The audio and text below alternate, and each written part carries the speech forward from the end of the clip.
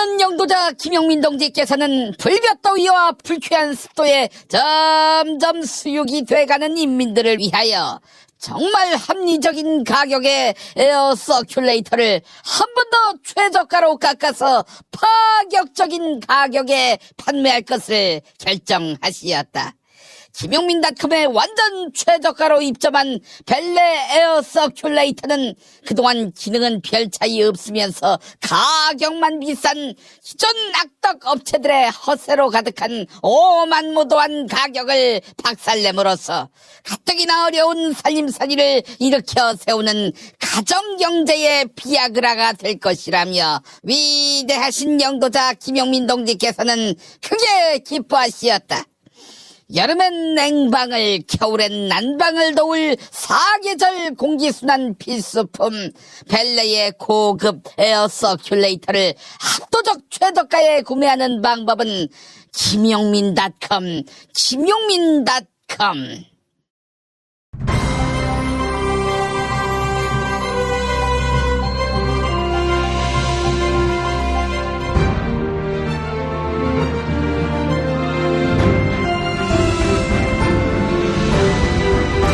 2018년 7월 26일 목요일 김용민 브리핑 2부입니다.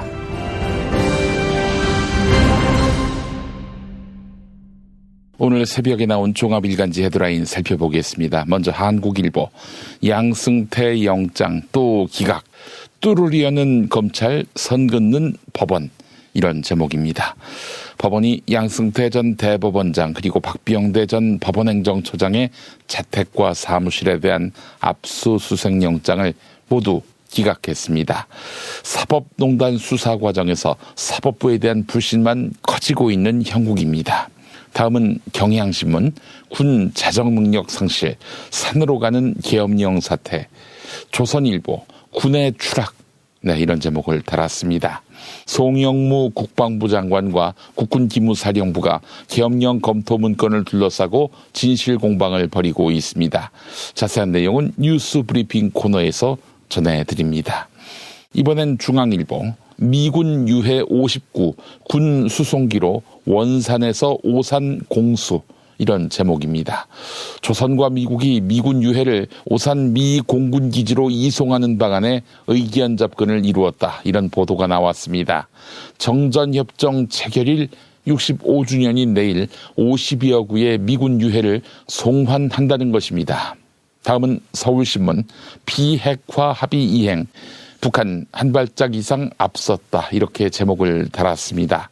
조선이 평안남도 평성의 대륙간 탄도미사일 ICBM 조립시설을 해체한 것으로 보입니다. 이건 김정은 조선 국무위원장이 도널드 트럼프 미국 대통령에게 비공식적으로 약속한 사안이었는데요. 김정은 위원장이 결국 이 비공식적 약속을 지킨 셈입니다. 이번엔 세계일보, 미국 북한에다가 정치범을 석방하면 달러를 제공하겠다라고 제안했다, 이런 제목입니다. 조선 수용소에 수감 중인 미국 정치범을 석방한다면 가족당 $10,000를 제공하겠다.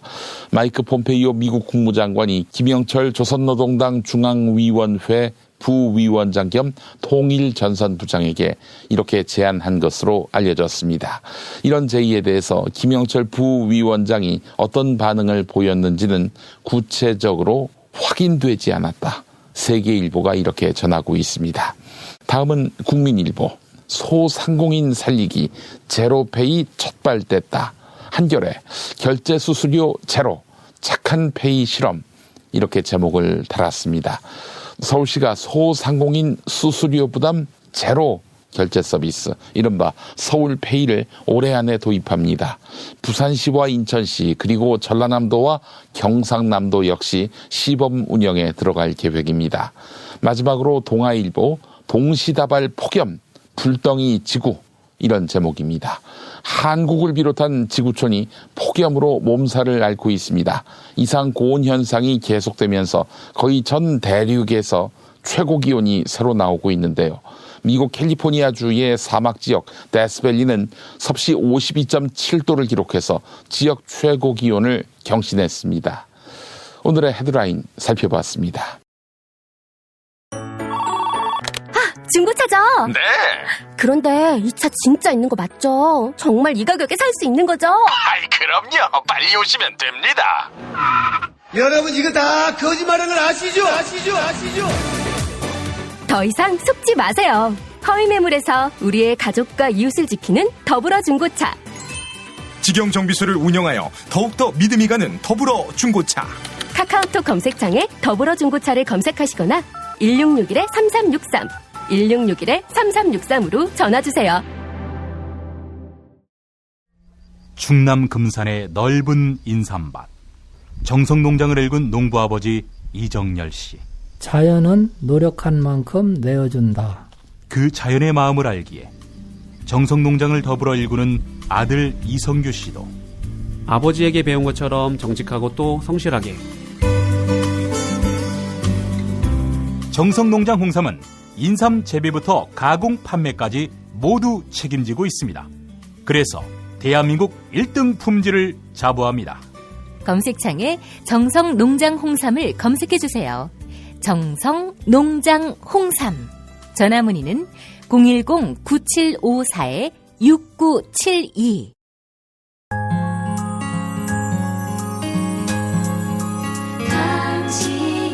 정직한 뉴스 보좌관 김용민과 주파수를 맞춘다. 새로운 아침 특별한 선택 김용민의 뉴스 브리핑.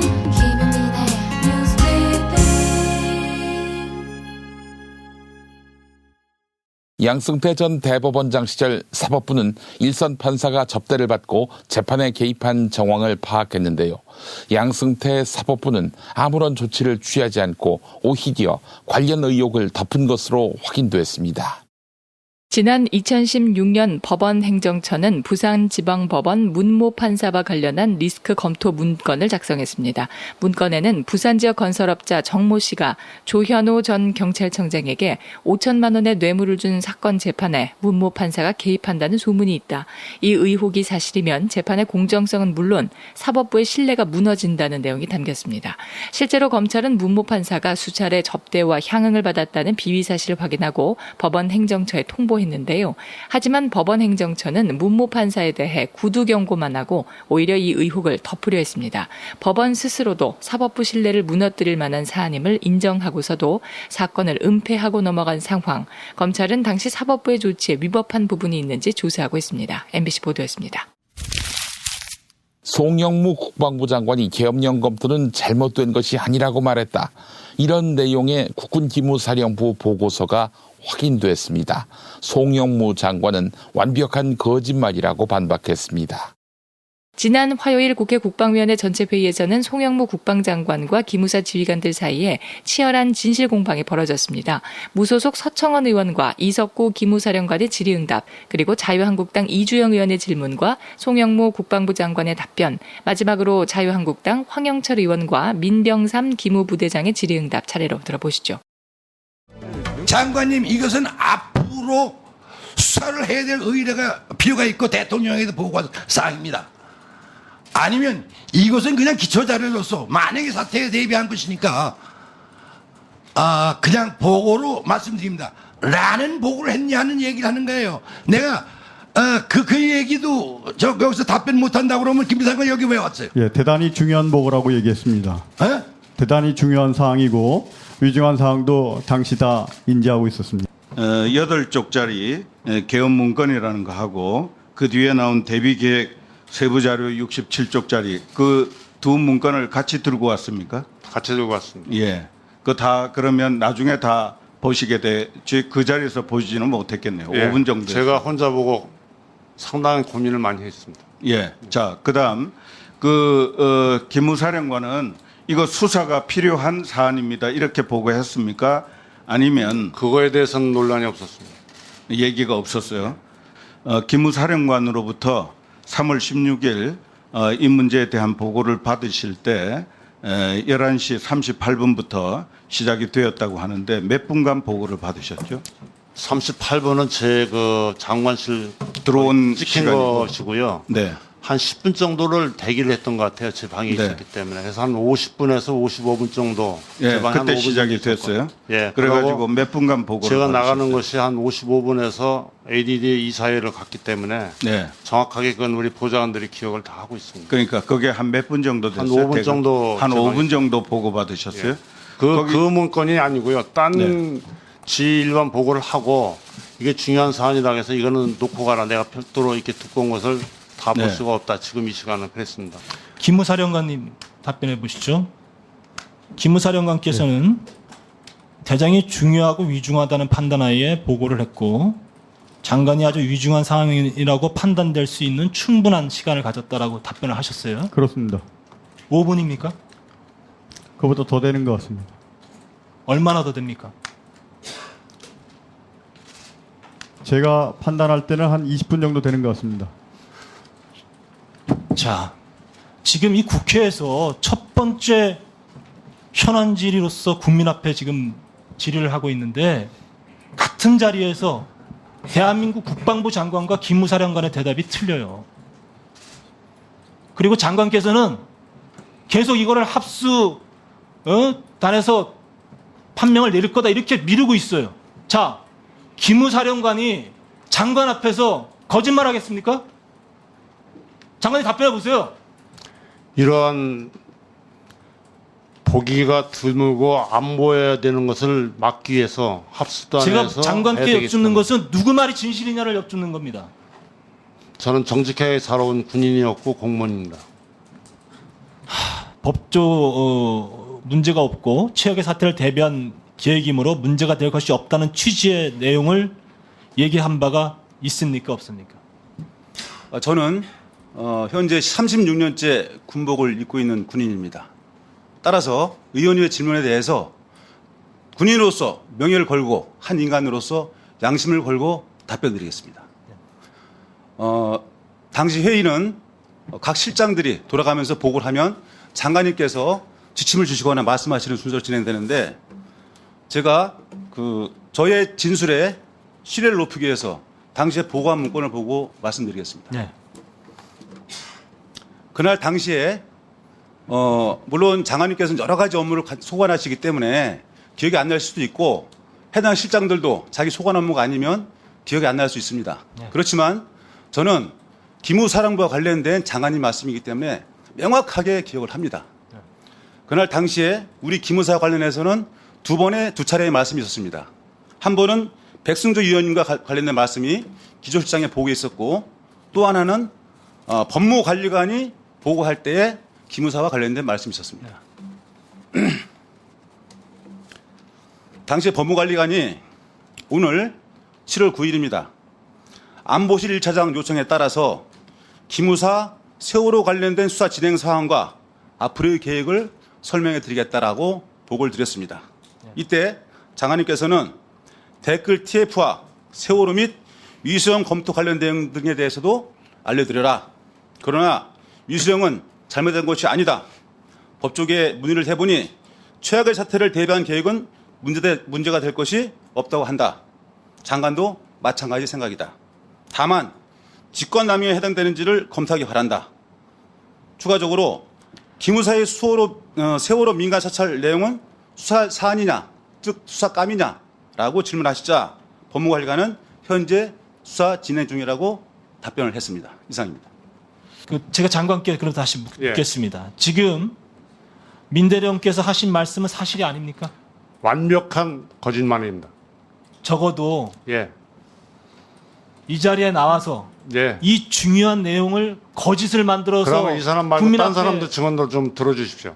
물론 앞으로 조사가 되겠죠. 예, 조사할 겁니다. 그래서 저는 대한민국 대령이 장관 앞에서 국회의원 앞에서 없는 말을 만들어서 이렇게 와서 보고할 대령 없다고 생각합니다. 존경하는 황영철 의원님, 대한민국의 대장까지 마치고 장관하고 있는 사람이 거짓말하겠습니까? 그러면은 네. 그건 아닙니다. 그렇게 장관을 갖다가 그렇게 얘기하시면은 안 됩니다. 예. 이어서 어제 기무사는 장관 주재 간담회 동정 이런 제목의 문건을 국회 국방위원회 위원들에게 제출했는데요. 문건엔 법조계에 문의해보니 최악의 사태를 대비한 위수령 계획은 문제될 게 없다고 함, 송영무 장관의 생각도 마찬가지 이렇게 적혀 있습니다. 문건은 100 기무부대장 민병삼 대령이 송영무 장관의 발언을 메모한 뒤에 작성한 것으로 알려졌습니다. 국방부는 즉시 사실이 아니라고 반박했으며 송영무 장관은 완벽한 거짓말이라고 반박했습니다. 국방부는 민병삼 대령이 사실이 아닌 것을 첩보사항인 것처럼 보고했다. 이는 기무개혁의 필요성을 더 느끼게 하는 증거가 될 뿐이라고 밝혔습니다. 한겨레 보도 소개해드렸습니다. 자유한국당 김대준 혁신비상대책위원은 최근 지방선거에서 더불어민주당 공천을 신청했다가 탈락한 것으로 알려졌는데요. 여기에 더해 2건의 전과도 있는 것으로 확인됐습니다. 김대준 비대위원은 2008년 음주운전으로 2013년엔 공동 공갈 혐의로 벌금을 받았습니다. 2건의 전과 때문에 민주당 공천을 신청했다가 컷오프된 것 아니냐 이런 지적이 나옵니다. 아울러 김대준 비대위원은 2013년 민주당의 전신인 민주통합당을 탈당했다가 지난해 말 지방선거 출마를 위해 복당했는데요. 복당 직전에는 국민의당에서 소상공인 직능위원장을 맡아 활동했습니다. 특히 최근까지 민주당에 당비를 납부한 것으로 전해졌습니다. 자유한국당 김병준 혁신비상대책위원장은 컷오프 사실은 알았고 불미스러운 일이 있었다는 건 알았는데 어떤 내용인지는 몰랐다 이렇게 말했습니다. 이상은 경향신문 보도였습니다. 이재명 경기도지사와의 유착설이 불거진 사업가는 경찰이 집중관리하는 현역 조직폭력배인 것으로 드러났습니다. 이재명 지사는 직접 검찰 수사를 요청했습니다. 코마트레이드 대표 이모 씨는 이재명 경기지사와 유착 의혹을 받고 있는 인물인데요. 이모 씨는 국제마피아파의 중견 간부, 즉 현역 조폭으로 경찰의 관리 대상에 올라와 있습니다. 이에 대해 경찰은 유착 의혹은 모르는 일이며 조사를 진행할 계획도 없다 이렇게 선을 그었습니다. 하지만 논란이 거세지자 이재명 지사는 직접 진실을 밝혀달라며 검찰 수사를 요구했습니다. 또 다른 의혹인 이른바 여배우 스캔들 진상규명도 속도를 내고 있습니다. 딴지일보 김어준 총수에 이어 시사인 주진우 기자가 참고인 신분으로 경찰 조사를 받았는데요. 주진우 기자는 남녀 사이의 내밀한 문제를 제3자가 말하는 건 적절치 않다 이렇게 말을 아꼈습니다. 저희가 준비한 질문이 김부선 씨 SNS 사과문에 대신 써주거나 이렇게 아니면 코치를 했다 이런 의혹이 있는데 좀 어떻게 좀 생각하세요? 대신 써주거나 코치했다 이거는 좀 그 상황이 다릅니다. 그 문제에 대해서는 제가 들어가서 자세히 얘기하겠습니다. 네. 네, 공정 작가가 SNS 올린 글 보셨죠? 아니, 안 봤어요. 저 한 글자도 안 봤습니다. 아, 진짜요? 네. 스캔들을 약간 무마하려고 했다라는 뉘앙스로 글을 올리셨는데 거기에 대해서도 경찰에 좀 진술을 하실 생각인가요? 아니요, 제가 아는 내용은 다 할 텐데, 사적 관계, 내밀한 관계에 대해서 저는 제3자예요. 여러분도 마찬가지고요. 취재를 하는 입장이고. 그런데, 그 문제에 대해서 제가 둘 간의 관계를 어떻게 했다, 위협했다, 협박했다, 이건 말이 안 됩니다. 제가 누구를 협박할 위치에 있지 않고요. 김부선 씨를 제가 어떻게 협박해요. 그런 일은 사실이 아닙니다. 죄송한데, 김부선 씨하고 통화보면 뭘 중재하는 것처럼 느껴지는데. 저는 김부선 씨가 저한테 다급하게 요청을 했고 부탁을 했어요. 그래서 제가 김부선 씨 입장에서 김부선 씨를 도우려고 나선 것은 맞습니다. 그래서 김부선 씨가 그 이후에 계속해서 감사하다, 고맙다는 얘기를 여러 차례 했고요. 그래서 잘 끝난 얘기인데 그 이후에 어떻게 문제가 이렇게 복잡해졌습니다. 네. 지금 국민들께서 보면 그쪽이라고 얘기를 하시는데 이게 이재명 본인입니까? 아니면 이재명 씨 쪽? 아니요. 그런 부분은 제가 들어가서 얘기할 텐데 들어가서 얘기할게요. 사적인 부분이고 사적인 관계에 대한 내밀한 얘기는 제가 하는 게 적절치가 않아요, 사실. 주변 사람들의 남녀 관계에 대해서 어느 정도다, 얼마나 됐다, 이런 얘기를 어떻게 누가 감히 할 수 있습니까? 그게 진실이라고 말할 수도 없잖아요. 국민들 상당수가 이제 우리 주진우 기자께 궁금해하는 게 시장 지사 선거 이전부터 쭉 의혹이 불거졌는데 그 내용에 대해서 알았는데 왜 이렇게 입장이 밝히지 않았냐 이런 궁금증도 있거든요. 제가 조선일보가 입장을 밝히라고 해서 얘기해야 되나요? 제가 분당경찰서에서 조사받는 게 두 번째입니다. 참고인 조사인데 그때는 2007년이었나요? 장자연 씨 사건이었는데 장자연 씨 사건인데 조선일보 일가는 수사를 안 해요. 그리고 취재 열심히 한 저를 참고인으로 조사하더라고요. 세상에 이런 게 어딨냐 이런 얘기를 했었는데 조선일보가 얘기하라고 한다고 해서 제가 얘기해야 됩니까? 아니 조선일보가 언제 진실을 따졌어요? 언제 정의를 따졌어요? 아니 친일, 반민족, 반헌법, 친독재 이런 게 무슨 진실입니까? 정의입니까? 중앙일보가 저한테 진실을 얘기하는데 중앙일보 솔직히 말해서 제가 홍석현 회장 비자금 계좌 해외에 숨겨놓은 비자금 계좌 깠다고 지금 그런 거잖아요. 그리고 선거에 이용하려고 사람들 이렇게 저렇게 그 이름 부르는 거 언론이 거기에 나서서 하는 거 다 알지 않습니까? 여러분도 그렇잖아요. 그런 내용에 대해서 제가 얘기해야 됩니까? 네, 입장은 그렇습니다. 경찰은 이재명 지사와 배우 김부선 씨에 대한 소환 일정도 조율할 방침이어서 논란의 진위가 밝혀질지 주목됩니다. YTN 보도 전해드렸습니다. SK건설이 시공 중인 라오스 수력발전댐이 붕괴돼 약 30명이 사망하고 130명이 행방불명인 상황입니다. 그런데 사고 발생 사흘 전부터 댐 중앙부에서 침하 현상이 나타난 것으로 확인됐습니다. SK건설과 함께 댐 건설에 참여한 발전소 운영사 한국서부발전은 사고 사흘 전 이미 붕괴 조짐이 보였다 이렇게 설명했습니다. 한국서부발전은 라오스 현지 시각으로 지난 금요일 댐 중앙부에 약 11cm의 침하가 발생했다 이렇게 밝혔습니다. 지금까지 시공사인 SK건설이 설명한 사고 경위에는 침하가 발견됐다는 내용은 포함되지 않았는데요. 주민 대피는 침하가 발생하고 사흘 뒤에야 이루어져 인명피해가 커졌다 이런 지적이 나옵니다. 사상자가 늘어나자 문재인 대통령은 구호대 파견을 포함해 정부 차원의 강력한 대책 마련을 지시했습니다. 문재인 대통령은 댐 사고의 원인을 알아보는 상황이지만 우리 기업이 건설에 참여하는 만큼 지체 없이 정부가 현지 구호에 나서야 한다 이렇게 밝혔습니다. 경향신문 보도였습니다. 이번 달부터 주 52시간 근무제가 시행됐는데요. 이에 따라 3만 명가량의 신규 채용이 발생한 것으로 집계됐습니다. 주 52시간 근무제는 시행 전부터 재계를 중심으로 강한 반발에 부딪혔습니다. 고용은 늘지 않고 노동자의 실질 소득은 줄어 노동 의욕과 생산성을 낮추기만 할 것이다. 이런 부정적인 전망이 쏟아졌는데요. 주 52시간 근무제가 일자리 창출 효과를 내고 있는 것으로 나타났습니다.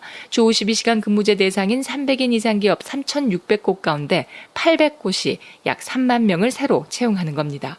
또한 주 52시간 초과 노동자가 있는 1,500개의 기업 가운데 40%는 인력 충원으로 대응하겠다고 답했습니다. 경향신문 보도 소개해드렸습니다. 고 노회찬 의원의 빈소에는 시민들의 조문 행렬이 이어지고 있는데요. 지금까지 12,000명 이상이 빈소를 다녀갔습니다. 이른 아침 대전에서 왔다는 추모객부터 촌철살인 어록이 그리워 찾아왔다는 추모객까지 한 초등학생은 꼭 만나 뵙고 싶었는데 너무 슬프고 놀랐다 이렇게 말하며 직접 편지를 쓰기도 했습니다. 정치권의 조문도 이어졌는데요. 빈소를 찾은 임종석 대통령 비서실장은 고 노회찬 의원의 별세와 관련해 문재인 대통령이 힘들어한다 이렇게 말했습니다. 어제까지 정의당장으로 진행된 장례는 오늘부터 이틀 동안 국회장으로 치러집니다. 서울 연세대학교 대강당과 고 노회찬 의원의 지역구였던 경남 창원에서는 추모제도 열립니다. 이상은 JTBC 보도였습니다. 김용민 파일. 고등학교 동창 노회찬 의원 빈소에 들른 황교안 전 총리. 안타깝습니다. 같이 잘 모시기 바랍니다. 두 사람의 관계는 어떠했을까? TVN 곽승준의 콜가당에서. 황교안 당시 검사였어, 공안검사. 그래서 제가 이제 포승에 못 끼고 수고 찬채 이제 그 방에 불려가가지고 친구라고 풀어주고 담배도 주고 커피도 주고 그때 그걸 안 마셔야 되는데 먹게 되더라고요. 좋은 친구네요. 그러면서 저보고 뭐 교도소 지내기 어떠냐 그래서 저는 또 친구 걱정시키지 않기 위해서 교도소가 이제는 많이 좋아져서 겨울에 그래 춥지도 않고 뭐 괜찮다 지낼만 하다 이랬더니 그게 문제야.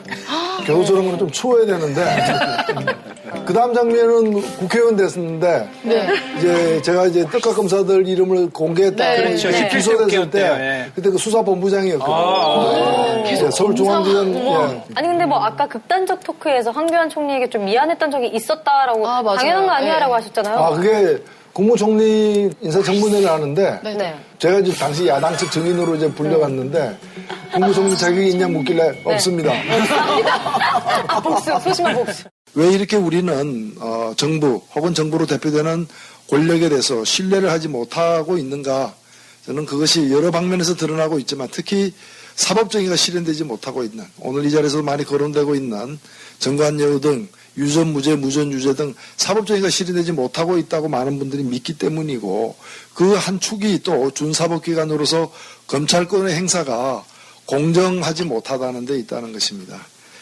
특히 정치검찰 혹은 권력 신여로서 이렇게 많이 지적을 받아왔는데 제가 지금 국무총리 내정자가 바로 법무부 장관 시절 또 더 거슬러 올라가면은 검찰 간부 시절에 이러한 이 공권력의 행사와 관련해서 그리고 검찰권의 행사와 관련해서 대단히 좀 정치검찰 그리고 기득권 권력들을 갖다가 이제 옹호하는데 앞장서 오지 않았나. 그것이 법무부 장관 시절까지도 이어져 왔다고 보기 때문에 지금 누구보다도 국민의 신뢰를 갖다가 회복해야 될 때에 이러한 국민의 신뢰를 낮추는 데 오히려 기여한 사람이 국무총리로 내정되는 것은 적합치 못하다라는 견해를 저는 갖고 있습니다. 잘 나가던 황교안. 그런데 탄핵 위기에 몰린 박근혜가 김병준 씨를 국무총리에 내정하면서 모양새가 우습게 됐는데 그때 국회 대정부질의 현장에서 그러면 이번에 박성주 국민안전처 장관 내정은 누가 했습니까? 저는 저대로 제청을 했습니다. 김병준 내정자가 추천한 것을 내가 받아서 제청했다 그 말씀입니까? 그렇지 않습니다. 의견을 들은 겁니다. 대통령께서 지금 제가 말씀드리려고 했던 게 그 부분인데 총리 답변의 신뢰도가 점점 떨어지고 있어요.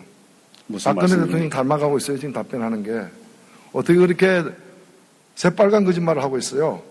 그런 적절찮은 말씀하지 마십시오. 지금 저는 저대로 제청을 했습니다. 그리고 대통령께서 그런저런 자료들을 가지고 또 신임 총리 후보에게 의견을 들으신 걸로 알고 있습니다. 그런 상황까지 제가 알고 있습니다.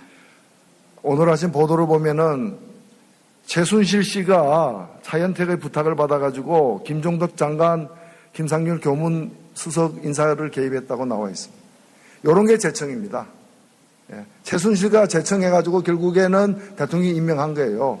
실질적 제청권을 행사한 사람은 대한민국에서 최순실 씨밖에 없어요. 총리도 행사 못한 권한이에요. 여러분들의 의견을 들어서 사람을 찾고 또 그 가운데서 절차를 밟아서 장관들을 임명한 대한민국에 겁니다. 실세 총리가 있었다면 최순실이에요.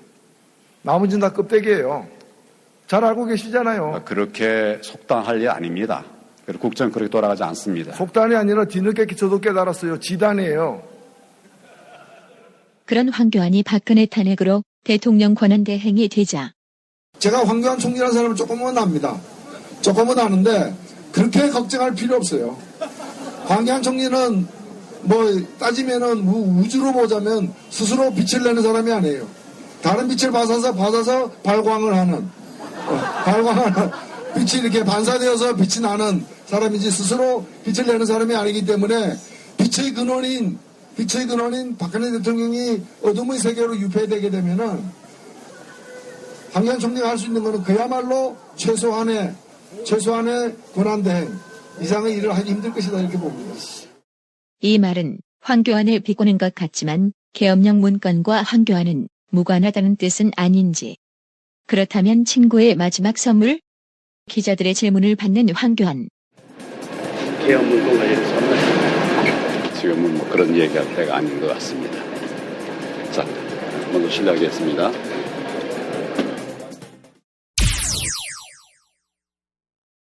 다이어트는 결국 먹는 게 문제다! 문제긴 하지.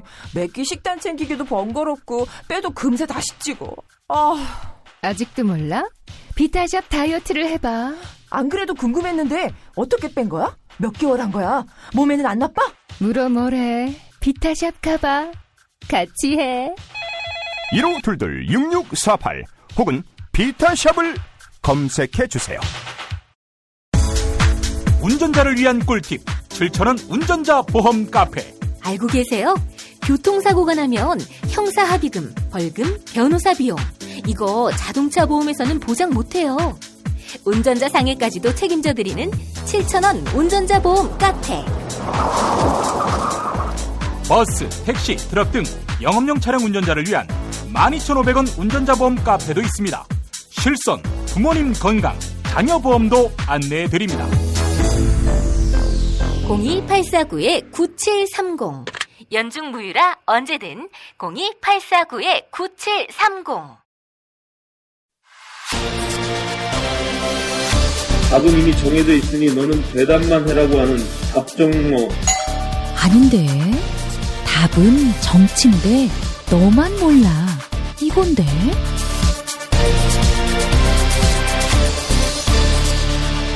국민보좌관 김성회의 답정너.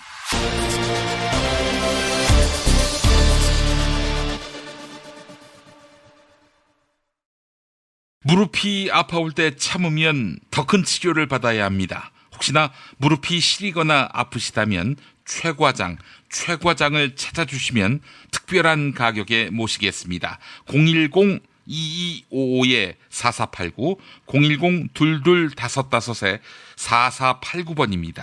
무릎펜 역시 무릎펜. 네, 답정너로 이어갑니다. 국회 더불어민주당 손혜원 의원실 김성회 보좌관 만나겠습니다. 김 보좌관님. 네, 안녕하세요. 자, 오늘 어떤 이야기 한번 해볼까요? 네, 오늘은 검찰이 열일을 하고 있는데 사법농단 관련돼서 검찰이 청구하는 영장을 줄줄이 기각시키고 있는 법원의 행태 저희가 한번 짚고 넘어가지 않으면 안 될 것 같은데요. 전 사실 이 법원 보면서 말이죠. 참 절묘하다 이런 생각이 들었어요. 한번 어처구니 없는 영장 기각, 어처구니 없는 판결을 내리면 다음엔 사람들 헷갈리게 또 국민들이 당연하지 사필 규정이야 할 만한 이런 판결 내지는 또 영장 집행 여부를 결정하거든요. 근데 대법원 관련해서 양승태 적폐 관련해서는 이건 뭐 여론이 어떻게 돌아가건 말건 자기들 마음대로 판결을 하고 있는 것 같아요. 심지어 대법원장이 수사를 달게 받겠다고 시키는 것들은 다 협조를 하겠다라고 선언까지 한 상태 아닙니까? 예. 그런데 그런 선언을 완전히 깔아뭉개는 거죠. 저는 사실 임명권자가 문재인 대통령인 상태의 대법원이라고 하면 일간의 저항은 있겠지만 크게 저항하지 못한 상태에서 진행될 것이라 생각했거든요. 그런데 지금 보면 양승태 전 원장, 박병대 전 처장, 이규진 전 양형실장, 그다음에 또 판사 한 사람에 대한 자택과 사무실 압수수색 영장이 다 기각이 됐습니다. 예. 기각 사유를 보면 피의자 양승태, 박병대가 지시 또는 보고 등 피의자 임종원과 공모했다는 점에 대한 소명이 부족하다라는 거예요. 그러면 법원 행정처의 일개 직원에 불과한 부사수에 불과한 사람이 대법원장까지 다 깔아뭉개고 지금 판사들의 판결을 땡기고 밀고 청와대에 보고를 하고 했다는 얘기를 지금 믿으라는 겁니까? 그렇다면 결국에는 지금 흐름은 임종원한테 다 뒤집어 씌우고 꼬리를 그렇게 해서 자르려는 그런 의도라고 봐야 되겠네요. 그러려고 양승태 쪽은 시도를 한 것 같고요. 얼마 전에 임종원에 관련된 USB가 임종원 직원 가방에서 발견된 사건이 있었지 않습니까? 예. 그 USB는 임종원이 직접 직원 가방에 넣은 게 아닐까 싶은 생각이 한편으로는 들어요. 그러니까 이제 나한테 다 뒤집어 씌우면 곤란하다. 어떻게 나는 한마디로 깃털밖에 안 되는데 몸통을 놔두고 깃털이 나한테 다 뒤집어 씌우려 하느냐. 나 카드 있다. 이걸 보여주기 위한 것이다. 예, 그래서 전 양승태와 연결고리가 희미하게 보이는 파일 몇 개를 첨부해서 USB를 만들어서 직원 가방에 넣어놓고 그게 우연히 압수수색에서 발견된 것처럼 하진 않았을까라는 생각을 해보고요.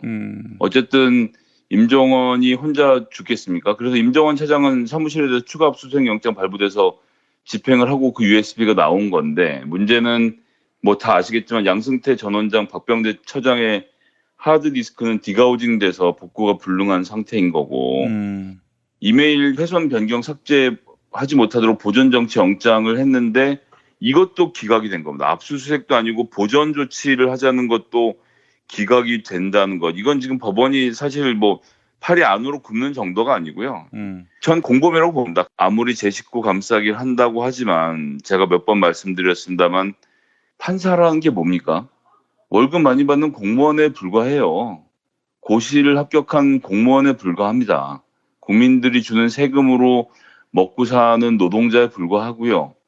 다만 올바른 판결을 하기 위해서 사회가 이 사람들을 존경하고 외부로부터 압력을 받지 않도록 월급도 많이 주고 연금도 많이 주고 최대한의 편의를 보장하고 너희들은 정말 딴 생각하지 말고 열심히 일만 해라고 해서 보여준 이런 성의와 대우를 자기들이 무슨 특권층이나 된 양 착각들 하고 있는데요. 그냥 고시 합격한 공무원에 불과합니다. 그런데 이런 사람들이 이런 식으로 이메일 보전조차도 못하게 하면서 자기 식구들을 감싼다고 하면 이건 더 큰 저항에 직면하게 되겠죠. 그리고 이게 물론 사법부이기 때문에 대통령이 사법부를 당장 어떻게 한다 이렇게는 안 하겠지만 그것이 또 삼권 분립의 취지가 있는 것이지만요. 삼권 분립의 가장 기본적인 취지는 국민들을 떠받들려고 있는 겁니다. 삼권이 분립이 안 돼 있으면 권력자가 권력을 쥐고 국민들을 함부로 하기 때문에 권력을 분산시켜 놓은 것에 불과하거든요. 근데 서비스를 받는 국민들이 이렇게 불쾌해지면 이거는 안 됩니다. 이건 결코 전 묵과할 수 없는 일이라 생각하고요. 삼권 분립이고 자시고 간에 법원에서 이렇게 하는 행동에 대해서는 우리가 갖고 있는 모든 수단을 동원해서 저는 이 문제를 반드시 파헤쳐야 한다고 보고요. 법원 말고는 영장을 발부할 수 없다는 것이 기본이긴 하지만 사회적으로 압력을 더 가해야죠. 저희가 다 알고 있지만 지난 헌재 판결 때 그렇게 1000만 명이 넘는 사람들이 촛불을 들고 계속 거리로 나오지 않았다고 한다면 어떻게 됐을까요? 헌법재판소가 과연 가결 판결을 했을까요? 저는 아니었을 거라고 봅니다. 그렇기 때문에 기무사의 친위 쿠데타 음모가 전 더 끔찍하고 무서운 것이고요. 이것을 막은 것은 국민의 힘이었다라는 것이죠. 법원이 국민의 눈치를 봤던 것이고 그렇기 때문에 이 문제에 대해서도 제가 좀 면밀하게 들여다보고 국민적인 압박을 가할 필요가 있다라는 생각을 합니다. 그 수단이 뭐가 있을까 싶은 생각이 들고요. 그 이전에 우선 왜 법원이 이렇게 노골적으로 양승태 대법원을 비호하려고 드는 건지 진짜 뭔가 숨기는 게 있으니까 저러는 거 아니겠는가. 법원이 집단적으로 수사를 회피하기 위해서 저항하고 있는 것은 아닌가 이런 생각도 들고요. 만에나 뭐 그렇게 해서 결국 국민들의 요구로 수사가 시작된다 하더라도 그래서 법원이 용의자가 되고 말이죠. 그래서 판사들이 조사받고 그렇게 해서 재판정에 세운다 하더라도 판단은 또 법원이 하는 거 아니겠습니까? 그래서 국민들의 관심이 사그라들면 또 그렇게 무죄 연속에 또 판결을 내리지 않겠는가. 이래가지고야 과연 사법개혁이 가능하겠는가. 국민들이 벌써부터 회의를 하고 있어요. 예, 그렇습니다. 그렇기 때문에 사법농단 특별법이 만들어져야 하는 것이고 지금까지의 방식을 뛰어넘은 방식으로 저는 이 문제가 해결되어야 한다고 봅니다. 뭐 법원 행정처에서 사법정책실, 사법지원실, 인사자료, 재판자료, 뭐 이메일, 메신저는 다 제출할 수 없다는 최종 동보를 해온 상태라 이건 지금 대법원장의 명령조차도 어기고 있는 것이거든요. 예. 그래서 전 대법원장의 의지도 다시 한번 확인해 봐야 할 필요가 있고 여간에 이 문제와 관련돼서는 특별법을 제정해서라도 새로운 틀 안에서 이 판사들의 사법농단을 반드시 끝까지 진상을 규명하고 처벌해야 한다고 생각합니다. 지금 사법부는 이 위기를 넘기면 어떻게든 그냥 넘어가겠지 생각을 하고 있는 모양인데 일은 거꾸로 돌아갑니다. 이 위기를 이런 식으로 넘기면 사법부 전체가 망할 수밖에 없는 것이고 저는 사실 망해야 한다고 생각하고요. 이따위의 마인드를 가지고 우리나라에서 재판을 한다면 어떤 사람이 판결에 수긍할 수가 있겠습니까? 너무 당연한 얘기 아닙니까? 그렇기 때문에 저는 이 문제 결코 쉽게 볼 수 없다고 생각하고요. 지금 뭐 박주민 의원실에서 공청회도 준비하고 있고 한데 사법농단 관련된 특별법 제정에 국회에서 좀 힘써야 할 것이고 이 문제를 꼭 해결해야 한다고 생각합니다. 아니 근데 김명수 대법원장은 왜 그래요?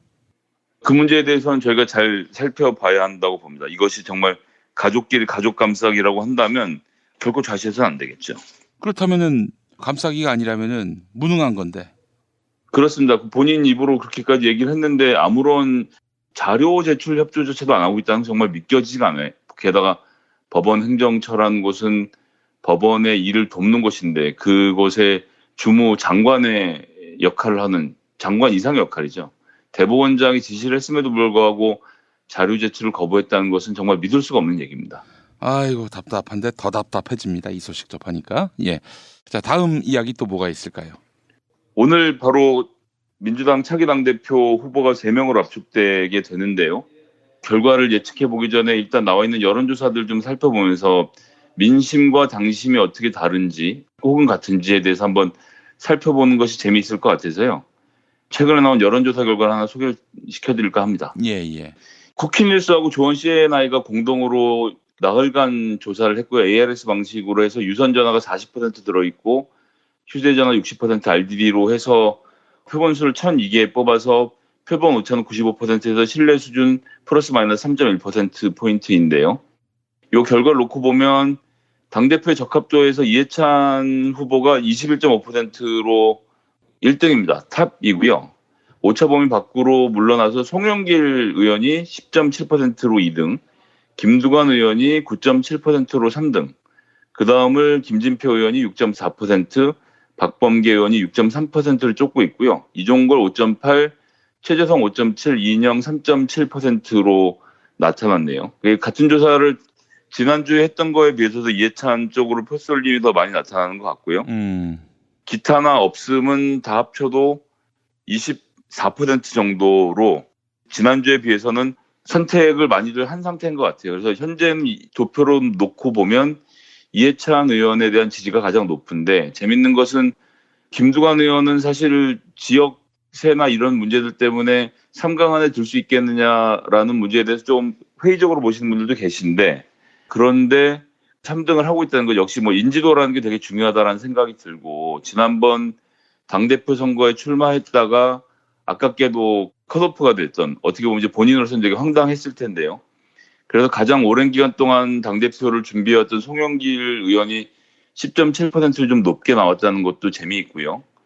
그리고 당내에서 어쨌거나 여론이 괜찮은 김진표 의원도 생각보다 되게 낮게 나왔어요. 그래서 3강을 꼽을 때 과연 이해찬, 송영길, 김두관, 김진표, 박범계, 이종걸, 최재성, 이인영 이 순서로 되어 있는데 3강은 누가 될지. 3강은 중앙위원들이 뽑는데 중앙위원들은 국회의원, 지역위원장, 기초하고 광역자치단체장들로 구성되어 있거든요.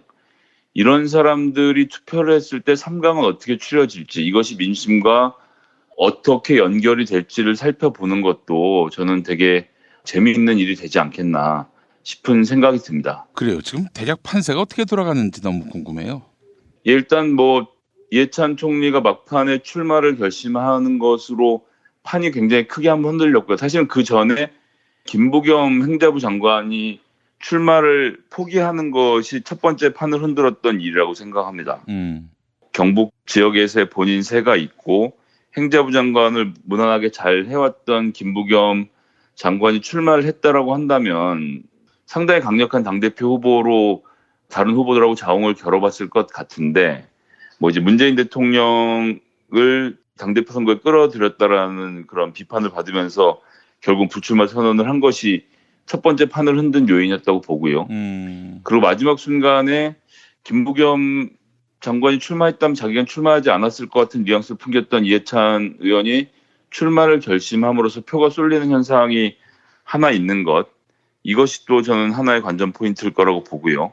그리고 어떻게 됐건 간에 우리나라에서 정치의 가장 고관여층인 국회의원과 지역위원장들과 자치단체장들이기 때문에 각자의 친소 관계가 있고 또 이념적으로 정책적으로 혹은 친해서 아는 형 동생이라서 이렇게 해서 각자의 조직이 또 결성되어 있는 것들은 무시할 수가 없거든요. 그래서 이해찬 의원은 좀 고루고루 지지를 좀 받는 편일 것이라고 보고 그 다음에 이제 뭐라고 불러야 될지 모르겠습니다만 어쨌거나 이제 친문 그룹에서도 지지하는 후보를 여러모로 정할 텐데 이제 그런 경우에 김진표 의원을 찍는 저는 중앙위원들도 좀 많을 것이라고 예상을 하고요. 그리고 이제 송영길 의원 같은 경우는 정말 오랜 기간 동안 준비를 하고 내가 지난번에도 떨어졌는데 이번에도 떨어뜨리려고 하느냐 좀 이런 읍소 전략도 좀 상당히 작동을 하고 있기 때문에 그런 부분도 저는 좀 재밌게 볼 수 있다고 보고요. 그리고 당 혁신과 관련돼서는 우리 또 최재성 의원이 가장 앞서서 이야기를 해왔고 지금까지 줄기차게 주장을 하면서 많은 권리당원으로부터 지지를 받고 있지 않습니까?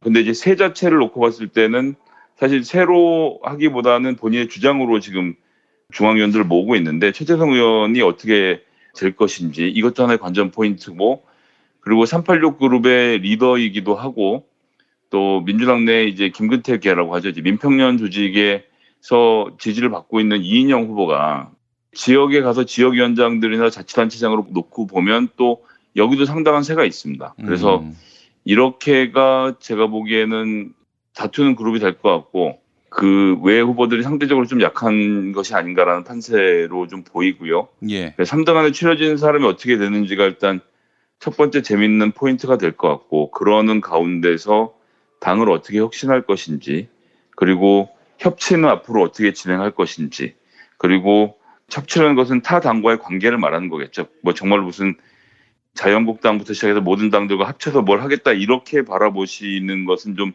무리일 것이라고 보고 어쨌거나 국회의원으로서는 국회를 운영을 하려면 자유한국당하고 민주평화당하고 바른미래당하고 정의당하고 서로 주고받는 게 있어야 하거든요. 제가 뭐 누차 말씀드렸습니다만 여기는 현실 정치이기 때문에 이제 그렇게 했을 때 누가 정말 독사같이 할 것이냐. 받을 것은 받고 내줄 것은 내주고 그런 가운데서 우리가 더 많이 먹는 길로 어떻게 갈 것인가도 하나의 관전 포인트겠고요. 그리고 문재인 대통령의 중반기 국정 운영을 튼튼하게 뒷받침하는 것은 물론이지만 더 중요하게는 문재인 정부의 성공을 위해서 통과시켜야 하는 여러 가지 개혁 입법들을 고려했을 때는 21대 총선이 어느 때보다도 중요하다고 생각을 합니다. 그렇기 때문에 국민들의 눈높이에 맞는 또 국민들의 마음에 맞는 그런 공천을 끝까지 실행을 해서 자유한국당, 민주평화당 등과 맞서서 180이라는 의석을 확보할 적임자가 누구겠는가. 저는 이런 것으로 이제 앞으로 대혈전이 벌어질 것이라고 보고 8월 3일 제주도를 시작으로 해서 8월 25일 전당대회 날까지 이것 관련된 뉴스들이 뒤덮겠죠. 그런 가운데서 저는 청취자분들께서 좀 좋은 판단을 해주시고 뭐 여론조사일 수도 있고 또 권리당원으로서도 가능하고요. 투표에 좀 적극 참여하셔서 목소리를 내주시면 좋지 않겠나라는 당부의 말씀을 드려봅니다. 데일리안 여론조사가 있네요. 데일리안이 여론조사 전문기관 RN서치에 의뢰해서 조사한 것인데 민주당 지지층에서는 1위가 이해찬 24.1 그리고 박범계 12 그리고 송영길 8.8 이렇게 돼 있고 전체 민주당 지지층이 아닌 사람들까지 포함하면은 1위가 17.2의 이해찬, 2위가 9.2의 박범계, 3위가 김진표 8.6 이렇게 나왔네요. 네, 그렇습니다. 박범계 의원이 특히나 지난번 청문회 때 뭐 좋은 모습 많이 보여줬고 그 이후로 최고위원으로도 활발하게 활동을 하면서 인지도를 많이 올려놓은 상태이기 때문에 그런 것들이 좀 반영이 된 결과로 보고요. 그런 것들과 실제 이제 중앙위원들의 판단이 어떻게 다른지도 또 하나의 포인트가 되겠죠. 예. 박범계 의원 같은 경우는 이번 컷오프를 통과하고 통과하지 않고를 떠나서 본인에게는 정치적 자산이 상당히 쌓이는 선거운동이지 않았나 싶고요. 뭐 오늘 오후에 나오는 결과를 한번 지켜보면 재밌을 것 같습니다. 예, 그래요. 하여간 데일리안 RN서치 조사 결과가 이대로 전국위원회 결과를 통해서 나오게 될지 아니면은 전혀 다른 결과가 나오게 될지. 이해찬 의원만은 뭐 확실히 컷오프에 속할 것 같습니다. 예, 뭐 본인이 30년 동안 보여왔던 역사가 있어서 그런 점에서는 저는 상당히 유리한 측면이 있다고 보고요. 어디 인터뷰에서 혁신은 나이로 하는 게 아니라 철학과 정책으로 하는 것이다 얘기했는데 과연 그 혁신을 하는 철학과 정책이 무엇이냐를 본선에서 보여주는 것이 좀 중요하다고 생각합니다. 어떻게 보여질지를 통해서 사람들이 후보를 가려야 되겠죠. 예. 자, 김성애 보좌관님 말씀 잘 들었습니다. 네, 감사합니다. 아이고 무릎이야. 무릎펜 몰라? 무릎펜? 무릎펜이라고 이번에 새로 나온 무릎 관절 보호대야. 네이버에서 무릎펜을 검색해봐. 상담은 010-2255-4489 최 과장을 찾아주세요. 허리가 아파요. 아랫배가 나와요. 골반이 바로 서야 건강도 아름다움도 바로 섭니다. 바디로직을 입으세요. 토크밴드의 입체적인 탄력이 틀어진 골반을 바로잡습니다. 간편하고 확실한 골반 교정 타이즈 바디로직. 판촉물이나 단체 선물이 필요할 때 이왕이면 우리 편 회사 네피아를 찾아주세요. 인터넷 검색창에 네피아를 치시거나 032-519-4800으로 전화주시면 친절하게 상담해드립니다. 그런데 상품은 뭔가요? 네피아를 가서 고르세요. 3만 가지가 넘는 물품이 있어요. 탈모인가 예비 탈모 여러분, 저희 제품 꼭 쓰세요. 그 고통을 알기에 최대한 싸게 팝니다. 이제 탈모약 써도 괜찮다고요? 같이 쓰면 부작용 없이 2배 효과입니다. 이미 모발 이식했다고요? 그럼 더 싸게 오래 유지해야죠. 아직 젊고 두피도 반짝거리지 않는다면 100% 뿌리 깊은 샴푸 두피 영양제 1566-7871.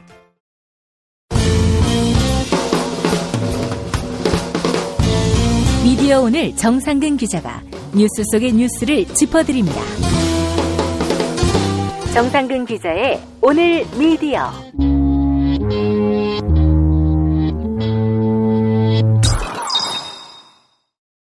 예전엔 모든 게 좋았죠.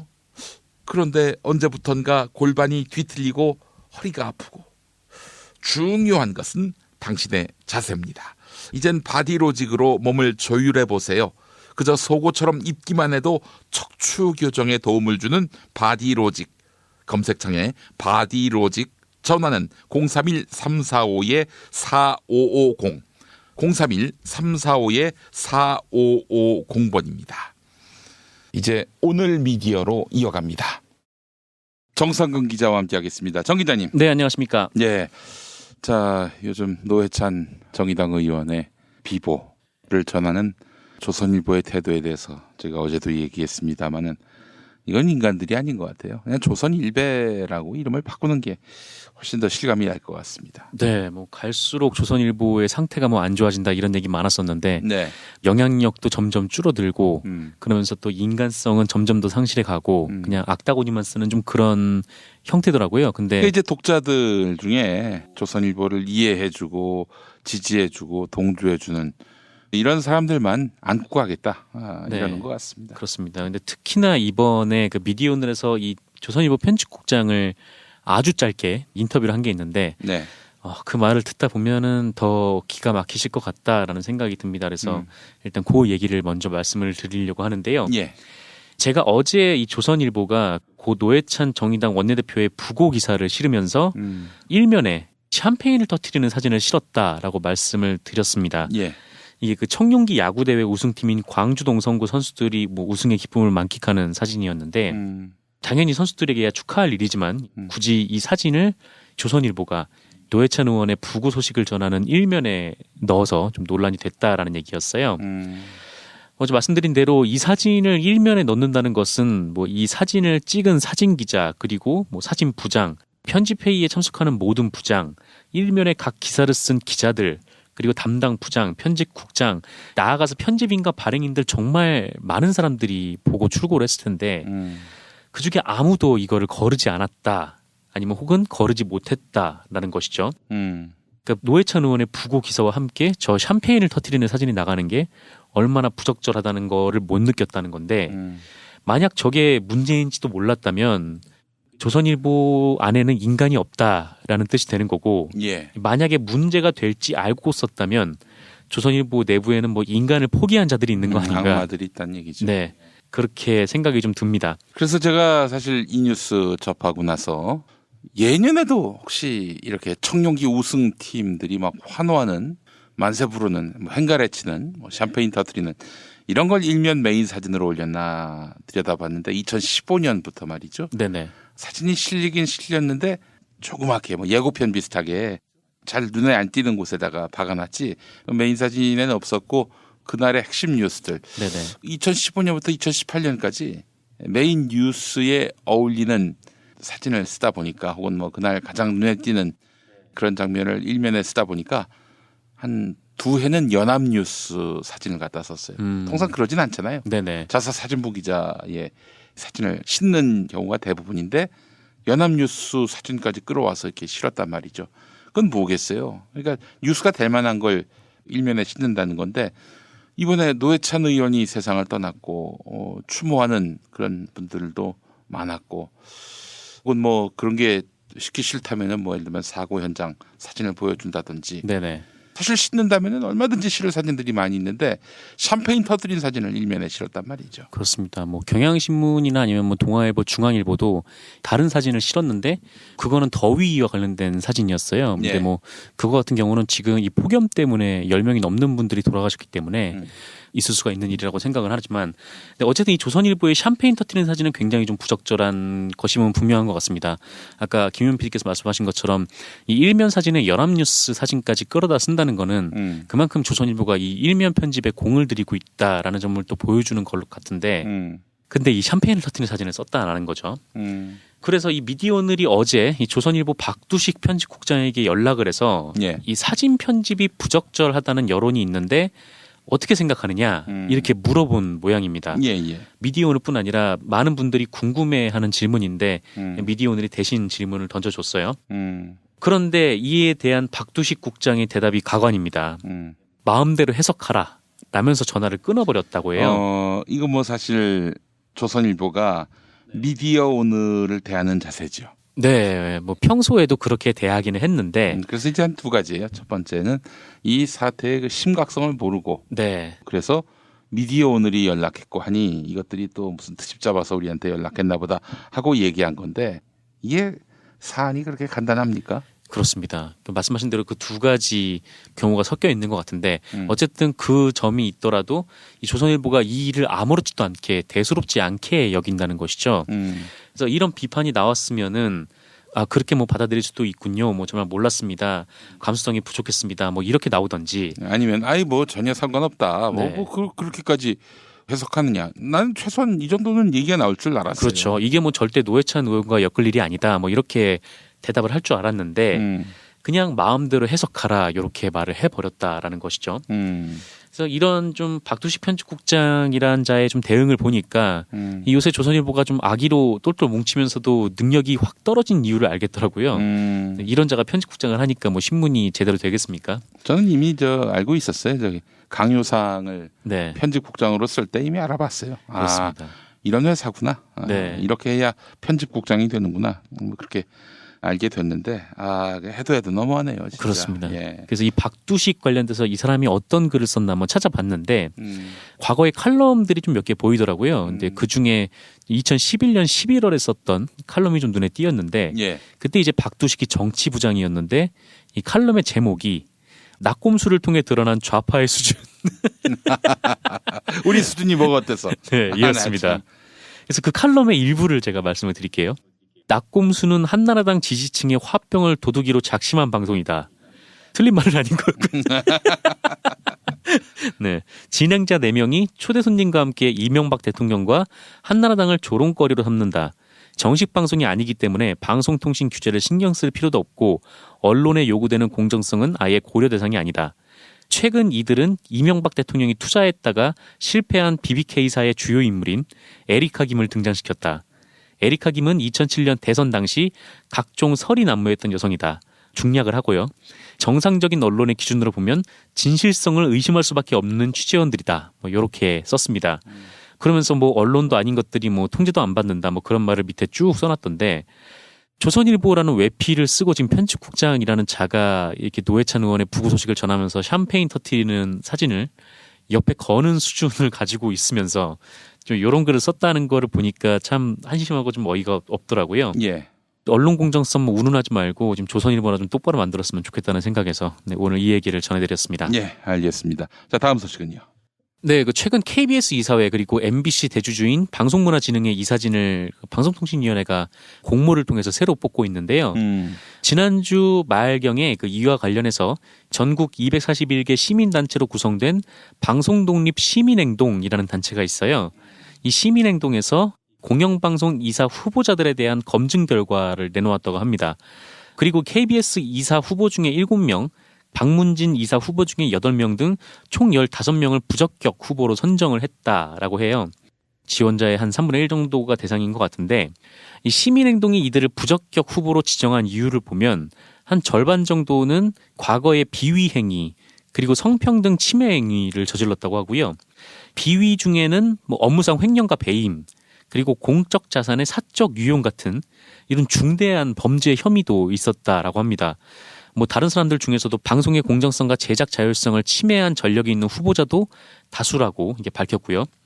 그러니까 이런 사람들이 지금 반성도 없이 또 이 사진에 지원을 한 것이죠. 근데 이 시민행동은 자신들이 뽑은 부적격 이사 후보 15명의 명단을 방통위에만 제출을 했을 뿐 언론이나 일반에 공개를 하지 않는다라고 밝혔습니다. 왜냐하면 아마 명단을 공개를 할 경우 이 해당 후보자들이 뭐 난리를 칠 거를 예상을 했던 것 같아요. 뭐 외부의 압력이니 뭐 불공정이라느니 뭐 외부 세력 개입이라느니 막 주장을 하면서 선임 과정이 불공정하다 이렇게 문제를 삼았을 건데 부적격이 될 만한 짓을 해놓고 지금 뭐 뻔뻔하게도 이제 방송 독립성을 침해하고 있다 뭐 이렇게 주장을 할 걸 우려를 하는 거죠.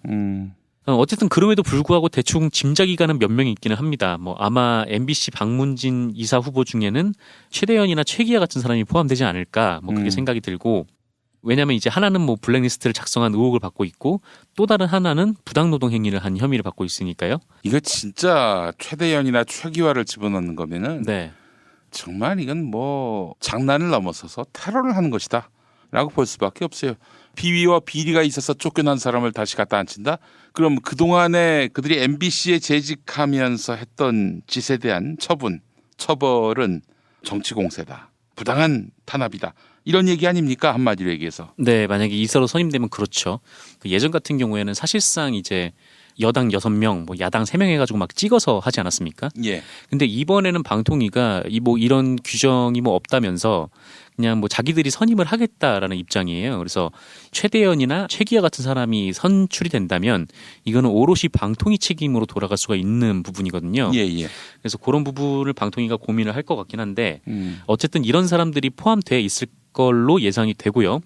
근데 이제 이 중에 한 명의 이름이 공개가 돼서 뭐 그 사람도 말씀을 좀 드리려고 합니다. 네. 시민단체들이 아마 뽑은 사람일 것 같은데 전국언론노조 KBS 본부가 해당 이사 후보자의 이름을 공개를 하면서 자진 사퇴를 촉구했어요. 네. 아무리 쟤네들이 뭐 이런 상황을 이용한다고 해도 이 KBS 노동자들 입장에서는 이 사람만은 어떻게 용납이 좀 안 됐던 모양입니다. 이 후보자의 이름은 김대회이고요. 네. 예전에 KBS 전략기획실장을 지낸 사람이에요. 그래서 새노조가 엊그제 이제 기자회견을 열고 이 김대회 후보에 대한 제보를 받고 사실 확인을 한 결과 김대회 후보가 KBS 재팬 사장으로 있던 시절 업무상 배임과 횡령 등의 불법 행위를 저지른 것으로 확인됐다. 라면서 자진 사퇴를 촉구를 했습니다. 예. 그러니까 2013년에 이 김대회 씨가 KBS 재팬 사장으로 재직을 하면서 3천만 원짜리 프로젝트를 추진을 했는데 그 프로젝트를 본인 또는 제3자에게 재산상 이득을 취하게 했다라는 것이 이 새노조의 주장인데요. 뭐 사실이라면 진짜 배임에 해당하는 일이죠. 또한 이 KBS 새노조는 이 김대회 후보가 KBS 재팬 사장 시절에 허위로 출장비를 수령했다라는 의혹을 제기하기도 했습니다. 그러니까 이런 의혹에 둘러싸여 있다는 점을 본인이 모르지 않을 텐데 해명을 하는 것도 아니고 좀 이사에 출마를 했다는 것이 좀 믿기가 좀 어려울 정도로 어이가 좀 없는 상황인데요. 예. 뭐 어쨌든 이 사람을 포함해서 이 방통위가 신임 이사진을 뽑을 텐데 자격 여부를 잘 따져서 능력 있는 그리고 정직한 공영방송 이사를 뽑게 되기를 바라봅니다. 예, 알겠습니다. 정상근 기자 수고하셨습니다. 네, 감사합니다.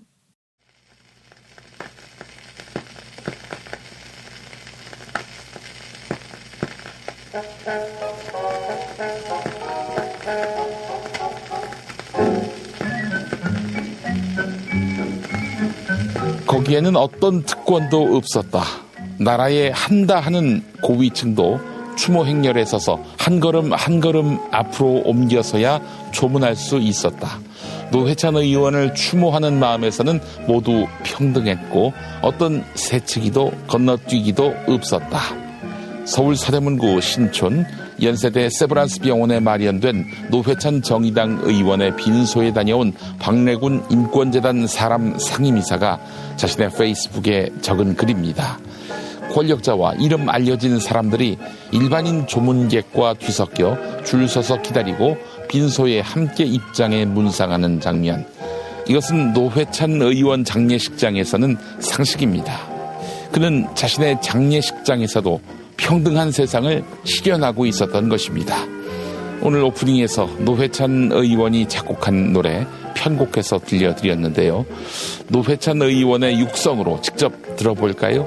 30년 더 살면, 이런 가사가 있었는데 TVN 곽승준의 쿨가당, 작년 겨울 방송분입니다.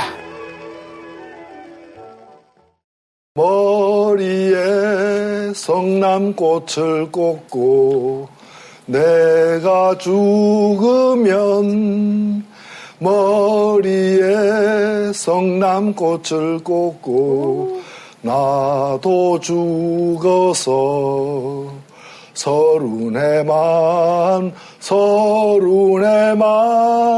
더 함께 살아볼 거나.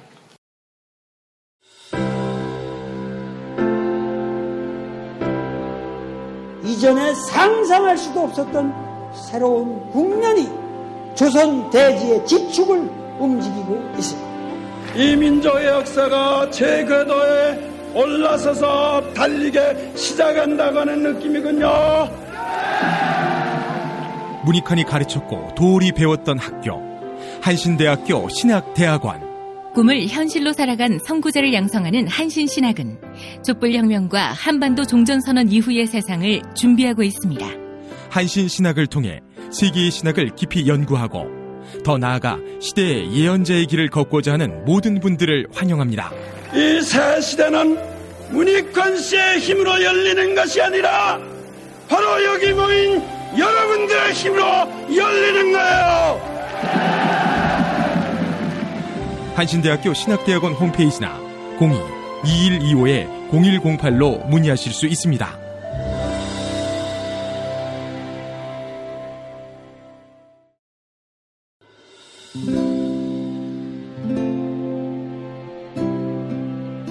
문익환 목사님은 우리 남북 관계에 있어서도 큰 정기를 마련해 주셨습니다. 늦봄 문익환 목사 탄생 100주년. 민주화와 통일운동을 위해 11년 4개월간 옥고를 마다하지 않은 행동하는 양심. 오늘 우리가 누리고 있는 이 민주주의 또 문익환 목사님의 덕분이 아주 큽니다. 그가 24년 동안 살았던 서울 강북구 인수복로 통일의 집이 6월 1일 문익환 통일의 집 박물관으로 거듭납니다.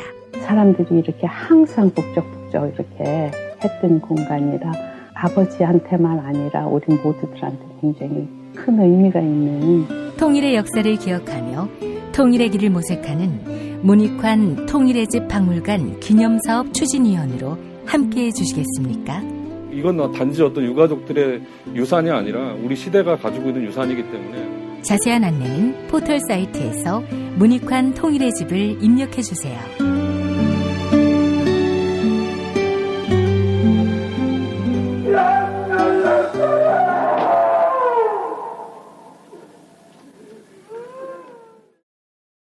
탄핵 때문에 뭐 이야기를 전달을 하려고 해도 길을 막고 듣지를 않아요.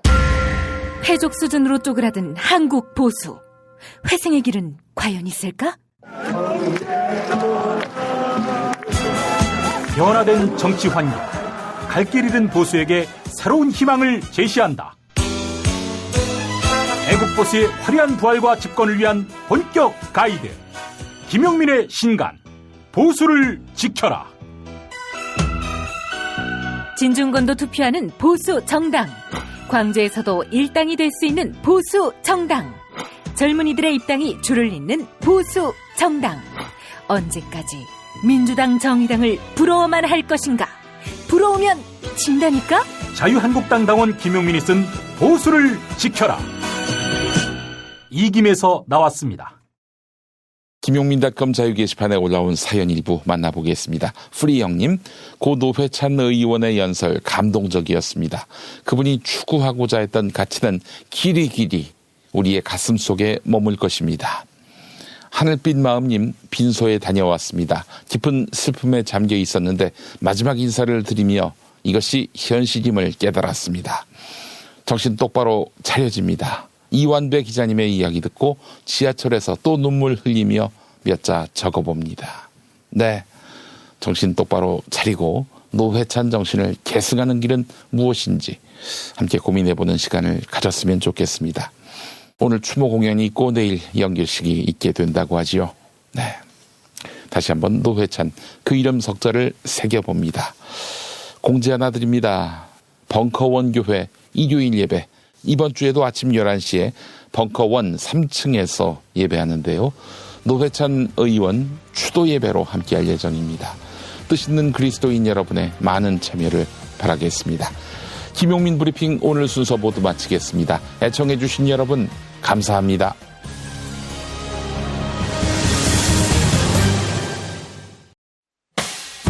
김용민 브리핑과 함께한 시간 어떠셨어요? 다음 시간에도 보다 바르고 알차며 즐거운 정보로 여러분을 찾아가겠습니다. 팟캐스트 포털 팟빵에서 다운로드하기, 구독하기, 별점 주기, 댓글 달기로 응원해주세요. 잊지 마세요. 다운로드하기, 구독하기, 별점 주기, 댓글 달기.